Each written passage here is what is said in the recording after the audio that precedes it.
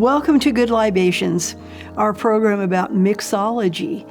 And we're having an adventure making juleps. And I don't mean, again, mint juleps, but I mean julep in the broader sense of the definition. And by the way, I'm Ethel Andrews again. A julep is a drink that originated in the Middle East and then went to Europe and then went to the United States. And basically, you're muddling or using herbs and fruit of some sort with an alcohol base with a lot of ice. And I should add, too, that in general, if you're making a julep, you want crushed ice. But today I don't have the luxury of having that or doing that. And if you don't have crushed ice, just put ice cubes in a bag, and you could beat it with a hammer, even with a muddler, if it's a heavy muddler, but anything where you could crush the ice. But for the sake of ease and demonstrating, I'm just going to use ice cubes. And this particular julep, of course, is going to involve bourbon, as usual.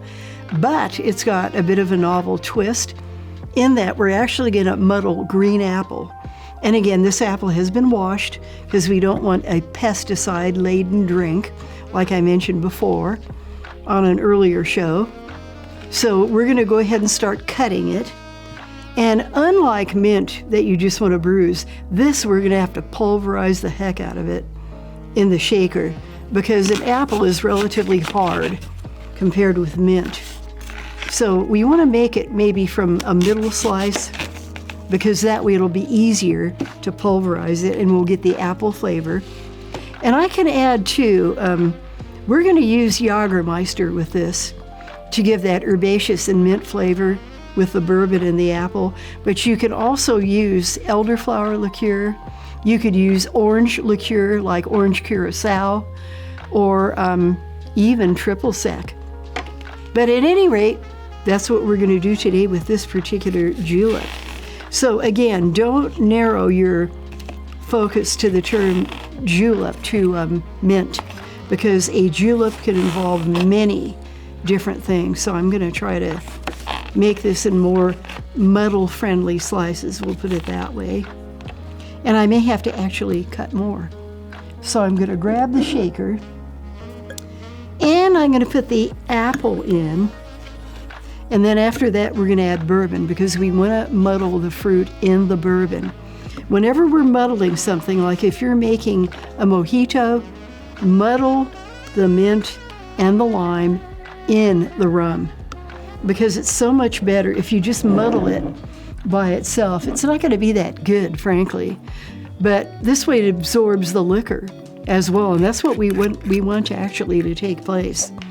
So we're going to go ahead, add bourbon, and this bourbon is pretty good. It kind of overwhelms the drinks a bit, so I didn't pour as much in as I have before. And then, because we're not using a liqueur in this drink, instead we're using Jagermeister, which is an herbaceous substance all of its own. We are going to add some sugar to this concoction here, and this is kind of lump type sugar because it won't be, pleasantly sweet otherwise. So we've done that, and now we want to try to muddle this, pulverize it. So I'm going to use a lot of force on this.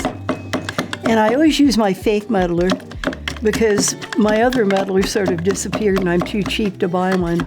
And again, this lets you know you don't have to have fancy bartending equipment or kitchen equipment even. Use whatever you have. It makes things a lot simpler, a lot less expensive, and you don't have to turn something into a big financial investment to make good drinks. And that's an important point because now most of us are not exactly flush with money in this economy. So I think I pulverized that pretty good. I can even smell the apple. So we're going to do what we did before and add a little bit of lemon, but not a lot. And then we're going to add the Jagermeister. Okay, and then after that, we're going to put the ice in, of course. So we're going to add a bit of Jagermeister, but not a lot. Because again, we don't want this to reek of bourbon or Jägermeister. We want all the flavors to, blend nicely together. So now I'm going to put the ice in.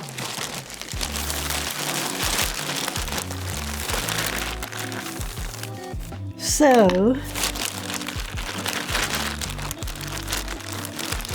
here we go. So let me go ahead and shake this, and then we're going to disperse the whole thing into the glass. And again, if you are able to, make sure that you use crushed ice. And this thing looks like it's being a pest. I may have to call upon my muscly person here to get the top off. Wonderful, it worked. There you go. See, this thing is a recalcitrant thing. So don't let it get to you, just work with it. This thing doesn't like me. And this isn't much of a drink size-wise, but the whole purpose is to taste it and not to, turn this into, let's guzzle the whole cocktail and have the mixologist sloshed and not making your drinks proper because she's not all together. But I'm Scottish, so I can handle a lot of alcohol. I shouldn't brag about that, but it's true. So anyway, I want to add apple as a garnish, and I squeezed it a little bit, and I'm going to taste it. Oh, that's good, and you can taste the apple too. Nice and clear, and there's just enough Jägermeister that you get the herbs and the mint, and the bourbon is the top note, which it should be. And again, it's funny to think that in Virginia, when they first made these drinks, that the bourbon was not aged, and it was actually clear. That is so odd. And then, of course, Kentucky got a hold of bourbon, and they made it the right way, like they do whiskey in Scotland and Ireland, and they aged it, which is always good. But anyway, this is a good drink, a worthy drink. An apple julep, which is good. And use green apple, because red apple is too sweet and you don't get enough flavor out of it. It's like making an apple pie. Better to use green apple. And as I mentioned before too, you could actually use elderflower water in this drink. You can add cinnamon. There's all kinds of things that you can do to individualize it and prevent it from being stereotyped. So again, we utilize bourbon, a little bit of Jägermeister. We muddled, actually pulverized an apple, added just a bit of lemon, and put a slice of apple in the drink, and it's very enjoyable. And these drinks are good for summer, not just for Kentucky bourbon time, but like if you're having a barbecue, Mexican food, whatever. You can do something different other than just margaritas. And thank you again for tuning in to another episode of Good Libations. Again, I'm Ethel Andrews. I'm a mixologist. And continue to enjoy your drinks, enjoy yourself, but let's keep our community well spoken of and safe by monitoring our consumption and by not driving if we're intoxicated. Thank you again, and goodbye.